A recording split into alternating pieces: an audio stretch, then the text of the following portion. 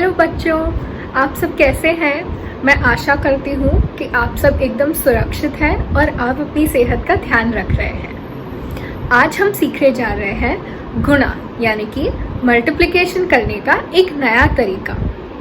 लेकिन इससे पहले आइए हम देखते हैं कि आम तौर पर हम मल्टीप्लिकेशन कैसे करते हैं। आपकी स्क्रीन पर आपको दो नंबर्स दिख रहे हैं 45 इंटू 93। तो अब हम इनका मल्टीप्लिकेशन करते हैं। सबसे पहले तो हम करेंगे 45 इंटू 3। तो जैसे कि आप देख सकते हैं हमने कर लिया है 5 इंटू 3 जो है 15 और 5 को रखकर 1 को कैरी ओवर किया है। अब हम करेंगे 3 इंटू 4 जो कि 12 है, लेकिन हम 12 सिर्फ 12 नहीं लिखेंगे, हम 12 प्लस 1 यानी कि 13 लिखेंगे क्योंकि हमने 1 कैरी ओवर किया था। तो 45 इंटू 3 का टोटल हो गया 135। अब याद कीजिए कि जब हम 45 इंटू 9 करने जा रहे हैं तब 45 इंटू 9 का जो पहला डिजिट होगा यानी कि पहला नंबर वो हम 135 में 3 के नीचे लिखेंगे और 5 के नीचे हम एक 0 डाल देंगे।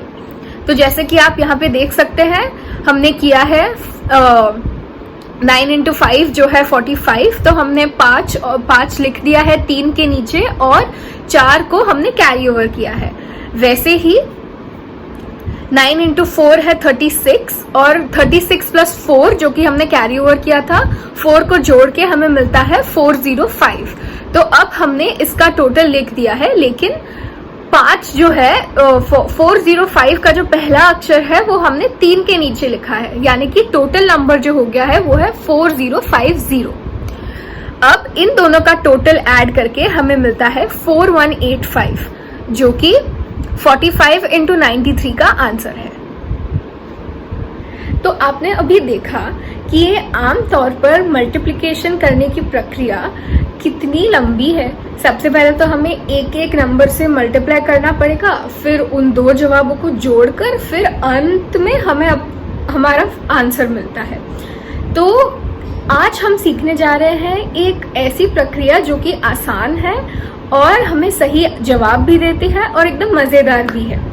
इस प्रक्रिया को हम कहते हैं जापानीज मल्टीप्लिकेशन टेक्निक यानी कि गुणा करने की जापानी प्रक्रिया। इस तरीके को सीखने के लिए मैं चाहूंगी कि आप सब अपने पास पेन या पेंसिल और एक नोटबुक रख लीजिए। अब हम कोई भी दो नंबर्स चुनेंगे। जैसे यहाँ पे मैंने चुने हैं दो नंबर्स 13 और 21। हमारा सबसे पहला नंबर है 13। 13 में 2 डिजिट्स हैं, 1 और 3। इसीलिए हम अपनी नोटबुक्स पे सबसे पहले एक लाइन ड्रॉ करेंगे और फिर कुछ जगह छोड़कर 3 लाइंस ड्रॉ करेंगे, कुछ ऐसे। अब हमारा दूसरा नंबर है 21। 21 में भी 2 डिजिट्स हैं, 2 और 1। इसीलिए हम इसी चित्र के ऊपर सबसे पहले 2 लाइंस खींचेंगे और फिर कुछ जगह छोड़कर एक लाइन खींचेंगे, कुछ ऐसे। अब आप देख सकते हैं कि ये लाइंस एक दूसरे से कई कई जगहों पर मिल रही हैं। तो हम इस चित्र को ऐसे 3 भागों में डिवाइड कर लेंगे। अब हम गिनेंगे कि हर एक भाग में लाइंस एक दूसरे के साथ कितनी जगहों पर मिल रही हैं। तो सबसे पहले भाग में लाइंस एक दूसरे से 3 जगहों पर मिल रहे हैं, जैसे आप अपनी स्क्रीन पर देख सकते हैं। वैसे ही दूसरे भाग में लाइंस एक दूसरे से 7 जगहों पर मिल रहे हैं और तीसरे भाग में लाइंस एक दूसरे से 2 जगहों पर मिल रहे हैं। अब हम 2, 7 और 3 को मिलाएंगे और ये हो गया हमारा आंसर। कितना आसान था ना। एकदम कुछ भी मल्टीप्लाई नहीं करना पड़ा, कुछ जोड़ना नहीं पड़ा, कुछ नहीं करना पड़ा। सिर्फ लाइंस खींच के वो लाइंस एक दूसरे से कहाँ मिल रहे हैं वो गिन के उन नंबर्स को मिला के हमें अपना आंसर मिल गया। तो ये है सबसे आसान और मजेदार तरीका मल्टीप्लिकेशन करने का। तो आइए अब हम इसी तरीके से एक और एग्जाम्पल करते हैं। अब हमने जो 2 नंबर्स लिए हैं वो है 14 और 23। हमारा पहला नंबर है 14 इसमें 2 डिजिट्स हैं, 1 और 4। इसलिए पहले की तरह हम अपने नोटबुक्स में एक लाइन खींचेंगे और फिर कुछ जगह छोड़कर 4 लाइंस खींचेंगे, कुछ ऐसे। हमारा दूसरा नंबर है 23। इसमें भी 2 डिजिट्स हैं, 2 और 3। इसलिए पहले की तरह इसी चित्र के ऊपर हम सबसे पहले 2 लाइंस खींचेंगे और फिर कुछ जगह छोड़कर 3 लाइंस खींचेंगे, कुछ ऐसे।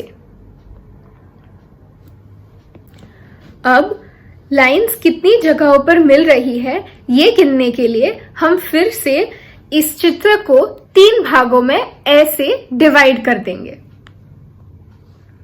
अब हम गिनेंगे कि हमारे पहले भाग में कितनी जगहों पे हमारी लाइंस मिल रही हैं। हम देख सकते हैं कि हमारे पहले भाग में लाइंस 12 जगहों पर मिल रही है। अब मल्टीप्लिकेशन करते समय हमें ये याद रखना होगा कि ऐसा कई बार होगा कि लाइंस एक दूसरे से 9 से ज्यादा बार मिल रही है, यानी कि हमारा नंबर जो है वो 2 डिजिट नंबर है। तो ऐसे में हम 2 डिजिट नंबर का आखिरी डिजिट रखेंगे और पहला डिजिट कैरी फॉरवर्ड करेंगे, जैसे कि मैंने यहाँ पे किया है। मैंने हमारा जो नंबर है 12, उसमें से मैंने 12 का आखिरी डिजिट यानी कि 2 रखा है और 1 को दूसरे भाग में कैरी फॉरवर्ड किया है। तो अब हम गिनते हैं कि दूसरे भाग में लाइंस एक दूसरे से कितने जगहों पर मिल रही हैं। हम देख सकते हैं कि लाइंस 11 जगहों पर मिल रही हैं, लेकिन हम सिर्फ 11 नहीं लिख सकते क्योंकि हमने 1 को कैरी फॉरवर्ड किया था। इसलिए 11 और 1 जोड़कर हो जाते हैं 12। 12 एक 2 डिजिट नंबर है, इसीलिए हम 2 यानी कि 12 का आखिरी डिजिट रखेंगे और 1 को कैरी फॉरवर्ड करेंगे, जैसे कि मैंने यहाँ पे किया है। अब हम देखेंगे कि तीसरे और आखिरी भाग में लाइंस कितने जगहों पर मिल रहे हैं। आप देख सकते हैं कि लाइंस 2 जगहों पर मिल रही है, लेकिन हम सिर्फ 2 नहीं लिख सकते क्योंकि हमने 1 को कैरी फॉरवर्ड किया था। इसलिए 1 और 2 को जोड़कर हो जाते हैं 3। अब हम 3, 2 और 2 को मिलाकर अपना आंसर लिख सकते हैं। 14 into 23 का आंसर होगा 322।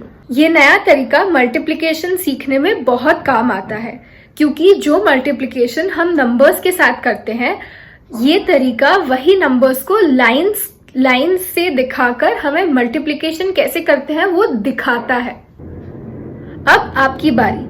स्क्रीन पे दिए हुए प्रश्नों का उत्तर आप इसी तरीके से सॉल्व कीजिए, और अगर आपको उत्तर निकालने में कोई भी तकलीफ हुई तो आप हमें संपर्क कर सकते हैं, हम आपकी मदद कर देंगे। आशा करती हूँ कि आपको ये वीडियो अच्छा लगा। अगली बार मिलते हैं, तब तक के लिए प्लीज मास्क पहनिए और सुरक्षित रहिए। बाय।